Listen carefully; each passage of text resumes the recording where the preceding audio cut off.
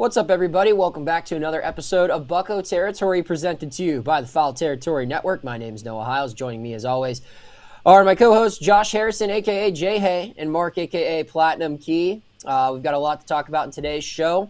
One kid that you might have heard his name by now, his name's Konnor Griffin. He's had a pretty interesting week in spring training, a really big performance Tuesday against the Boston Red Sox, and also some Paul Skenes news to get into. But as we get into that, before we get into Skenes, again, we're going to open up with Konnor Griffin. An absolutely dominant performance, hit two missiles of home runs. I think we have some clips of it. Yeah, here's the first one. Whew. I mean, just the towering shot, and that was the shorter of the two. The second one, I believe, went 440 feet. It's a pretty deep just part of the park. Just moonshots, yeah. Yeah, so that's going to generate some attention, and it absolutely did. Konnor Griffin, by now, it's very rare when you see spring training highlights attract this type of buzz.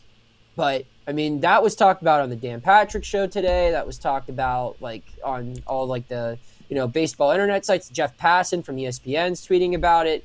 Everyone's talking about Konnor Griffin, including MLB trade rumors. But anyway,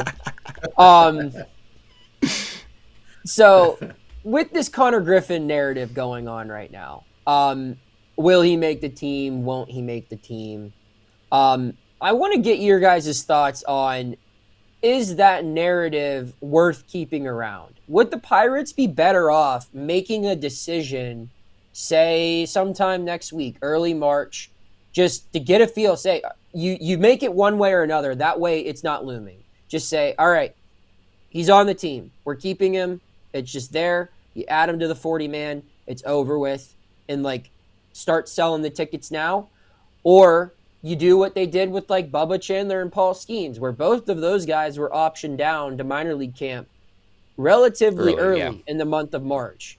So, do you ease that decision? Because I feel like the longer that looms, you're probably adding a little bit more pressure on him. Now, you could also argue that pressure is good. He should have to deal with that pressure to get on the team. So I want to hear both of your thoughts. Let's start with Mark. What do you think? Should they just make a decision now, or should they just let this play out? Yeah, I think it depends if they have made a decision internally yet. I don't know if they know what they're going to do. So maybe they need more information. You would hope they came into this offseason with a plan for the top prospect in baseball. I think you got to just leave him up and commit to him and say, hey, behind the scenes, maybe not even go public with it, but say, hey, this is your job now. You're the starting day. You're the opening day shortstop. We believe in you. We know you're not on the 40-man roster yet. We'll get there. We'll do that. But you're going to be our shortstop. And then just let him focus on playing defense, hitting the ball, making contact, working on his game, rather than worrying about all this noise surrounding him constantly. When we had him on to interview him on this podcast, the question he asked Josh was, how do I deal with all of that noise and that in the back of his head? And so eliminating all of that feedback and just letting him focus on his game can only be good for both him and the Pirates, I think. What about you, Josh? All right. This is definitely a not touchy subject, but when you're dealing with, a prospect, a guy like Konnor Griffin, number one consensus, the hype on him, you want to make sure that you cover every base and not, rush things, but you also don't want to not put him in a situation where you're stunting his growth. And granted, he's only 19, but, Mark, you mentioned some internal conversations behind the scenes. We don't know if they've had conversations, right. And not to say, oh, you're going to be put on the 40-man. I mean, it's inevitable. At some point in his career, he's going to be on the 26-man. 40-man, we're not even going to worry about. But, maybe it's a situation where that internal conversation is, hey, this is your spot to lose. Not saying that this is your job, but we know that they didn't really go sign anybody to block him, that per se was like, oh, he's definitely starting AAA. So maybe it's conversations of, we're going to give you every opportunity to win this spot, but realistically lose this spot. Mm-hmm. And, that's anything that anybody would ever want to, whether you're 19, 25 is, going in to compete for a job. And it seems as if he's going to get an extended look because, as I said, they haven't signed anybody to block him. But I think if you're ready to do it, you'll see that with an extension. I don't think it's anything that they'll just be like, oh, you're going to be the shortstop and that's that. Like if they're going to do it early, I think we would see an extension. Commit to it. That's just that would just, if you're going to commit to it, you might as well commit to it that way because other teams have done it with their prospects that aren't quite Konnor Griffin. Just speaking. No, yeah, I think at the very least, if you're not like if they've already made their minds up that like he's not gonna be their opening day shortstop, like if they genuinely believe that it's in his best interest to start in AAA, then he should be optioned. They have to option him to minor league within the they next should week. let him know. Yeah. Don't have him up here and Or I mean, I would just say like, you know what, like, hey, we gave you a week or whatever, but like, yeah, like I would let him know, be like, we're gonna give you one more week, but like, this isn't. Whereas on the other side, I think, and I'm trying to think of like, I mean, I think privately, yeah, you tell him what Josh said, right? Like, you just say like, hey, this is your job to lose. Publicly, what you could say is he's gonna be around here until the end of camp. Like it doesn't necessarily make sense to add him to the 40-man roster during training camp, like unless you sign that extension, right? Unless you sign that extension, right? Yeah, because like now you have to like DFA someone and create a spot. Yeah, March. he's active. Yeah. Yeah. Right. So, but I do think that like if you really do plan on him being there, like I think you could probably ease the whole will he make the team, will he not make the team by just saying like, look, this kid's gonna be in big league camp until the end of camp. Like, because even if he doesn't make it, like he's going to be very close, and we want him to be around our major league roster. Mm-hmm. So rather than, everyone sitting on pins and needles, like just be a little bit more transparent. And I'm not saying the Pirates, I don't know if these conversations might have already been had. Right. We're speaking hypothetical, right? We don't know. Yeah. Right. This is just like an interesting conversation because especially like when you compare it to the other guys that I mentioned, like Skenes and Chandler, there's a strategic thing behind why those guys were optioned down. They wanted both of them to be built up to when they hit their like max volume of work, that it was already in the middle of the regular season and that they could throw the bulk of their innings in the major leagues. This is different. He's a position player. There is there's a ramp up process, but it's just spring training, like that's just how guys get ready. It's not like you have to get him stretched out. He's 19. He's still learning that. So that's also the other thing of when they're giving him this extended look in spring training, you want to give him that look, but also he might be a 19-year-old that might get a couple side eyes because, my first 3-4 camps, I was making every road trip backing up. They want to give him extended looks, but at the same time, you don't want to send him 3-4 days in a row on the road coming back. You want to be smart about it because he's also a 19-year-old that this is first full big league camp, potentially going into a first full season. But if he continues to do what he's doing this spring, and I'm not even talking home runs, like the home runs those two are those are beautiful swings. Yeah. Big leaguers. But I look at the first one off Ranger Suarez. I played with Ranger, faced him, strike throw. It was a 2-1 breaking ball, not a 2-1 fastball. Second one, I think, was an 0-2 breaking ball. So you're talking hidden mistake pitches. He continues to do that. It's going to be hard to, talk about the latter part of he going to AAA because if he forces their hand, it might be a situation where we're sitting here like the conversation we had is, non-existent. But at the same time, those are all questions that we'll continue to try to, see if they unfold as this spring goes. But, Mark, you hit on it our last episode. We're talking the 2 home runs that he hit just today. But last episode, you talked about the hard contact he was making with no results. You could see it coming. So coming into it, we had already said just seeing him have good at-bats, but at the same time, seeing some results, he could very well be forcing his issue, forcing a hand. All right. Well, we're going to talk about another star here on this show, Paul Skenes. But before we do that, I want to get into our ad of the day, which comes to us from our friends over at SeatGeek. Today's episode of Bucco Territory is sponsored by SeatGeek. If you still need tickets to the Pirates home opener, you can head on over to SeatGeek now and ensure you can cheer on the Pirates for as low as $97, including fees. Or if you can't wait for the home opener, you can drive over to Cincinnati on Monday, March 30th and get in the door for only $14, including fees. What are you looking at in the app right now, Noah? I'm looking right now at the app, the Penguins and the Devils. As we advertised on our last episode, puck drops on Thursday, which is the day you're hopefully listening to this, at 7 p.m. Get-in price is $60 for a pair of tickets. You can go down to the Paint Can PPG Paints Arena to see the Penguins and Jack Hughes' New Jersey Devils face off. And, of course, I have a code for you all. You can use the code Territory10 for 10% off of your next set of tickets at SeatGeek. That's 10% off any tickets with promo code Territory10. Make sure you click the link in the description to download the app and have the code automatically added to your account so you can use it later on. That's SeatGeek.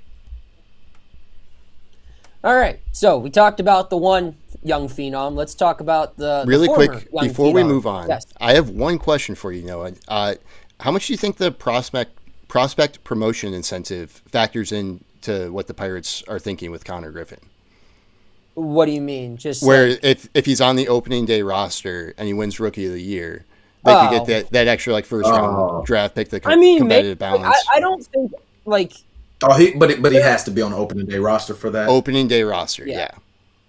I think all of the Super 2 stuff and all those deadlines, I don't think they really apply to Konnor because I just don't with it, because if they were really worried about his service time, he would not be in the major leagues this year, right? Because you might not have a whole season next year, and if you activate him, you lose a year of service. Clock's time. ticking. Yep. Correct. So if they're worried about his service time, this guy would start the year in Double-A, and they would drag it out in Triple-A, and that's how it would go, and they would be crushed for it. And I don't think they really have that option. So because he has done so well, and he is so clearly, at the very least, a couple games in Triple-A away from being ready. Yeah. The fact that he's going to be a big leaguer this year, right? I think you just have to start him now. That's what I was thinking, ready. Yeah. If he's ready. And I think that every other move that they made indicates that, he will. Right? Yeah. And if he wins Rookie of the Year anyway, he's going to lose the year of service time. So you might as well get the bonus out of it. And, it makes a lot of sense for him to be on the opening day roster. This is more similar to a Jared Jones situation than it is a Paul Skenes, in my opinion. Where there was a plan for him to not make the opening day roster. Same for Bubba Chandler last year. Right. Where I think there is a clear need at Konnor's position. If they had, a 3-WAR shortstop on the team, this would be different because it's all right, let's get a spot for him before he comes up. But there's a demand here. They need offense. They need everything that he can provide. He can provide better defense. He can steal bases. He can hit for power, average. You can bat him at the top of the lineup if you want to nurture him a little bit and bat him in the bottom third. That also lengthens your lineup too. So there's just a million reasons why it's if he's ready, there's no reason to hold him down. Yep. The money you're saving isn't really going to pay off in the long run. Pay up, right. No. Yeah. All right. That's my thought. I mean, I completely agree. Yeah. Yeah. So that was a good question. No, I wasn't even aware of that, but that is a good question. All right, so let's talk some Paul Skenes now. Some recent news reported by The Athletic, I believe. Was it Rosenthal who reported it? Yes. Yep. And that's Paul Skenes is going to make 2 starts for Team USA. I said it would be more than 1 on our last show, so credit to me. I was right. It is exactly 2. He's going to just pitch, I believe his next 2 scheduled start dates are going to be pitching for Team USA. I'm not too surprised by this. It seemed like he kind of left the door open for a little bit more, too. Kevin Gorman from the Trib asked him, if you get into the championship game and they need 1 inning and you're there, do you think you get it? And he's he just gave him a wink and a smile and said, he just gave it. Yeah. Right. Which I don't know how that would work. I don't think I think if you're making these predetermined agreements with teams, that's kind of set in stone. But I would also think that maybe if it's 1 inning, if you get to that championship game, maybe there would be a conversation hey, if it happens, the lineup and everything. Paul Skenes getting his Yamamoto moment. Yeah. That'd be they'll be awesome. like, is it really worth it? Depending on, Yeah, it all depends on the timing and everything. And I mean, they say the one inning. When is that one inning? Do they want him to start, or Right. coming out the pen? That's not beneficial. You would want it to be as similar to his, to his start date, but at the same time, it's the WBC. You want to win USA, but at the same time, Pittsburgh Pirate fans are more worried about that 2026 Yeah. opening day and that season. So, like, while it would be exciting to say yes, he might suit up, if it doesn't pan out, the main goal is, hey, go take those 2 stars for Team USA, do what you do, and get ready to look forward to seeing him in black and yellow. But it'll be interesting to see how it shapes out. My other thing is, I mean, Josh, I think, were you on the team with Scherzer? Was Scherzer on your World Baseball Classic team? Okay, but I know he played on it before, I believe. Or maybe he didn't. But the point I'm trying to make is, if this was like a Scherzer or a Kershaw or like someone who's been around the game for a long time, been a part of the same org for a long time, and like you're paying him a lot of money, like I feel like you have a little bit more demand. Where Paul, Right. I mean, Paul has a ton of demand, obviously, in Pittsburgh. Like every time he speaks, everyone listens. But like, it's like, this is the Pirates and this is Paul Skenes. Like, this is their Hope Diamond. This is their baby. Like, you can't screw that up. They better protect that asset, yes. And they are going to be very protective, as they should be. Like, now, if Paul has shown the ability to do this for a decade in the major leagues, and he knows his body, like a Max Scherzer or a Clayton Kershaw would have, like, 5-10 years ago, they could say, like, you know what? No, like, hey, I can handle this. I'll be okay. And I think that probably gives you a little bit better odds to get that extra start in the World Baseball Classic, or at least maybe a relief appearance. But the fact that this guy's still just 2 years into the majors, and the fact that he plays for a franchise that, if it does not go well, if this, forget like the worst case scenario, even if it just screws up his buildup, if it throws off his calendar, that makes things so much more difficult for the Pittsburgh Pirates. And they're just not in a place where they can risk that. So no margin for error. It'll be interesting to see, though. But I mean, we all can sit here and even hearing AJ speak on it. I think he'd be fine. He's a guy that takes his craft serious, but it's also that thing of, hey, they're gonna protect their asset. We've told you 2 starts, now 3, you pushing it. You're lucky we don't take it down to 1. Yeah. You got to wear the red, white, and blue. You're there. Like, have fun. We're done. The other thing I wanted to bring up with Skenes before we wrap up this show is having covered Paul, like the last 2, his whole big league career. It's relatively obvious to notice, like, he is a very big fish in a small pond, right? Like, Pittsburgh is a small city in general. And like when you're a sports star here, like, you are an icon in a lot of ways. And while, there were names obviously in that clubhouse, like obviously Andrew McCutchen, huge name in the Pirates organization, played with them the last 2 years. I mean, Brian Reynolds was an all-star in 2024. He's had some other guys as well. David Bednar, all-star reliever. There's never been anyone who's come close to experiencing that level of attention while Paul was here. Kutch obviously had that attention. Kutch was the closest? Well, no, I'm saying... No, I'm just saying, like, during Paul's time, like, I was gonna say Kutch would have been the closest that I would have known. Well, no, that's what I wanted to ask you about, Josh. Is like, Kutch absolutely was the closest to that during his prime, right? I was more saying that, like, when in that 24 and 25 clubhouse, like, everyone has already interviewed Andrew McCutchen, and while we know we're going to need to interview him again, it's like, this is shiny, this is new, and everyone wants to read about him. And so, like, reporters were attracted to this guy like moths to light. When you have something new that's also like that, how much easier does that make your life? And that's like with Konnor Griffin. Konnor Griffin is the shiny new toy in the Pirates clubhouse right now. Like, I go down to Bradenton on Sunday, and my editors are going to be asking me to write about him every day when I'm down there.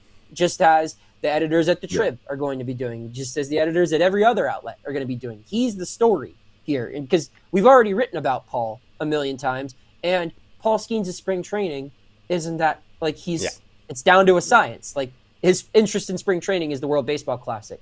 So, Josh, I wanted to ask you, you were around for Kutch's prime, and honestly, you might have been like the second biggest star sometimes in that clubhouse. It was you, it was Russ, it was AJ. Do you think that, like, you know, your rise to becoming an all-star and the attention that you garnered in 2020 or 2014, do you think that made life for Kutch a little bit easier because it took some attention away from him? Yeah, it made it easier for me too. Having somebody that had gone through it, and obviously I wasn't on the same level as Kutch was, but I think that year going to the All-Star game was me, him, and Tony Watson. But Mm-hmm. being able to have, a few people on the team that, I'm just thinking times that we were in St. Louis where we used to stay directly across the street. We used to try to take a cart across or, find ways to, because the fans would be waiting right in between. And, when you're a rookie, when I was wearing 62, ain't nobody asking for Josh Yeah. Harrison, autograph at number 62 or, when boy Jordy Mercer came up. But like once we were up for 4 or 5 years, Kutch was like, hey, I'm not walking across the street alone. It's like, well, I mean, I guess, I'm gonna walk with you. We made it a whole team thing, but it was a thing where like, man, it wasn't just Kutch. It'd be me, it'd be Pedro, it'd be Neil, but I mean, it was really Kutch. We was walking with Kutch because Yeah. it was like, if it was 5 people that wanted us, we knew 100 wanted him, so we was gonna fall through the cracks. We kind of use Kutch as a disguise when realistically we kind of, we would see him times get pulled left or right. Hey, we sign here, we sign there, or take a picture, and it's like, oh man, the little 5 to 10 people we thought it was on a bigger spectrum, and to see how he handled it was amazing, and to see how Paul is handling it, especially in a city like Pittsburgh that is so prideful with their athletes, especially Yeah. guys that are on that tier. You mentioned it being a small city. Like it's cool for those guys to get that national recognition to come back to Pittsburgh because Pittsburgh is going to be what it is, but to go around to different cities and see the same love for those guys, oh, it definitely helped, made it easier. And I know it What made it was it easier on them too. what was it like when in 14 when it wasn't just 4 or 5 guys coming up to you for autographs anymore, where they're yelling Kutch and hey Jay hey too, like what was it It, like how was it like handling that extra attention? Honestly, I learned a lot from Kutch when to handle it and when to kind of focus on your business because sometimes you want to sign for people, is sometimes that you just physically can't. And there are a lot of times that I caught him in moments where spring training purposes where, oh, you know what, hey, I'm gonna get you when I come out. He might tell a kid, hey, I can't do it, I'm running on the line, but when I come out in the 5th inning, meet me down here, I'll give you my bat. And like I would see him be a man of his word. Now he might only walk down there and interact with that one kid, because it was going to be a million other people. But then he might, oh, here go, you get my batting gloves. And just to see how that was like, okay, you can't please everybody because when you're in that situation, you're like, Yeah. man, I don't want to say no. I don't want nobody to be like, oh, he's a rude person, but at the same time, you can't please everybody. And watching him go, I'm gonna take care of some kids for sure. And if I get to some adults, it's cool. But you know, just can't please everybody. And me, I was like, oh, I can do my little 5 to 10. I know I'm gonna be done before he is. And then when he's all right, bro, let's go. He's like, all right, y'all, we gotta go. So it's kind of a thing to where he was like, I'll sign when you sign. When you gone, I'm gone. And it was kind of one of those things where you don't want to be the one guy that ain't signing. So we kind of made it a pact where we would always group of us walk together. We all sign together. We all leave together. And that's what we did as a team. That's a good strategy. I mean, No, you know what? I mean, it made it Yeah. easy on the team. No fans could be like, this guy did that. It was like, hey, as a team, we made a rule.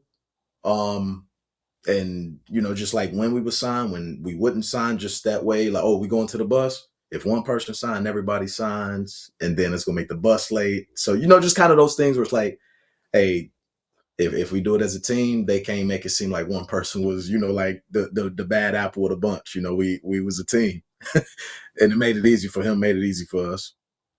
One last question. What was the craziest excuse you've ever made up not to sign? Ooh, Um, craziest excuse I've made up. Honestly, I don't know what the excuse was, but I had to, and not really an excuse. Somebody asked me to, like, sometimes we do like those fan meet and greets and stuff on the, like, Yeah. along the field, and sometimes somebody would like want you to sign a baby, and no, I mean, people ask some, like, Yeah. each his own, but I'm like, babies are some of the most like fragile things, to where like the smallest thing can make them sick. I'm like, man, I'm not trying to. I said, I'm not trying to have you sue me for giving your baby like lead or mark. You know what I mean? Yeah, Like, yeah. Yeah. not being funny, but I don't want to sign. And they be like, man, Josh Harrison signed that baby on the stomach or the forehead, and now the baby's got, like, sick. Like, I wasn't gonna be that one, so I would anytime they asked, and I got asked to sign a couple babies, and I was like, you know what, I'll take a picture. Y'all can hold y'all kid, but at the same time, we meet a lot of people. I wasn't trying to pass germs from people, but yeah, you're not about to sue me. That's such a You can sign my relatable name. experience. Noah, we've been asked to sign babies too. Dude, I'm so glad I asked that follow-up question. That's one of the best answers you've ever given me, Josh. And having covered you and now doing a podcast with you, that is. Oh, I love it. I felt Yeah, uncomfortable signing people babies. One thing I won't sign: babies. Yes, babies. I agree. That's also kind of messed up. Like, that's a person. Like, Yeah, it's not an Yeah, I'm object. Who's not? The Yeah, baby didn't ask for that. Yeah. The baby don't even know who I am. He could grow up being a Reds fan. You got Jay Hayes' signature on you. You grew up with Jay Hayes' signature on you.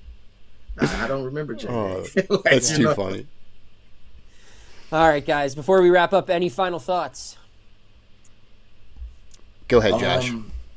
I was just gonna say, spring still in action. Nice to see the boys out there, swinging it, pitching it. And we'll see if my prediction of Grapefruit League champs. I like my odds there. I'm not one to really speak on it, but any little bit of success that the guys are having this spring, it's always good to see. We know it doesn't count, but when you're working towards the season, it's nice to see guys swinging, the guys making plays, guys playing hard.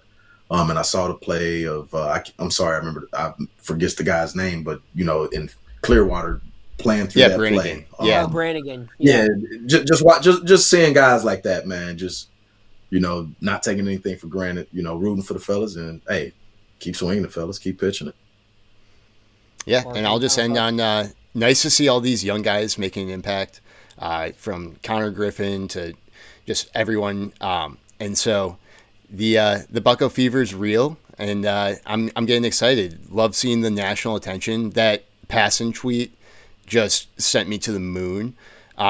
So that's awesome. We have one of the top reporters in the sport just calling a Pirate a superstar, and it's not Paul Skenes. That's awesome. So exciting times. Yeah, I'm going to use this opportunity to take a stand here. I will also not be signing any babies. I'm joining Josh Harrison on that. So You'll don't have to ask. tune in next week to find my stance. Yeah. Yes. And then then tuning in next week, hit that. Oh, Yeah, there you go. hit that subscribe I button. was gonna say, I was gonna say finish subscribing. I wanted to say something after that. That's Okay, so hang on. We got to do the subscribe thing. Hit All right, the we got it. Here we subscribe go. button. We're on a mission to 3,000 subs. We can't get there without you. We're growing every day, and we appreciate your support. Want to encourage everybody also to hit up the Bucco Territory Team Store, where we got all of our merch there. Unfortunately, no Sharpies for babies to be signed.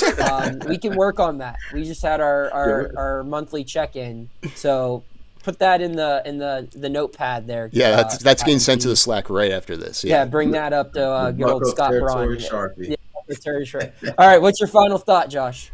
And just the final thing was, I think on Monday we didn't get a chance to highlight Maz. I think that was something that kind of slipped through the cracks just with everything going on, and I just wanted to, take a second. He was a Pirates legend. Send heartfelt condolences to the family, and that was something that I just wanted to say before we got off this broadcast. Yeah, I'm glad you remembered that. I spent all Saturday talking to Josh. I'm sure you're aware of this group. Every year, there's a group of people who gather at the old Forbes Field site and listened to the Game 7 on the radio. Mhm. Yeah, so I talked to all of Yeah. them, wrote a story about it, and spent some time there in Oakland where the wall is on the day that Maz passed. And very sad, but I mean, what an incredible Mhm. life to have lived. Right. You Yeah. made a Incredible lot of person. people very, Yeah. very happy. Yes. So, and, you know, like covering this team, being around, you hear who's a good guy, you hear who's maybe Mhm. not the best guy. And he was one of the good ones. I've never heard a I bad story mean, about Bill I, Mazeroski. I got memories of pulling in the McCackney spring training. He's out there smoking a cigar.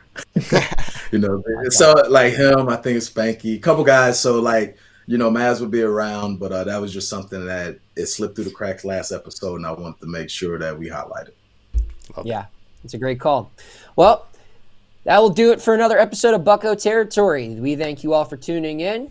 Be sure to tune in next time for this show, which is presented to you by the Foul Territory Network.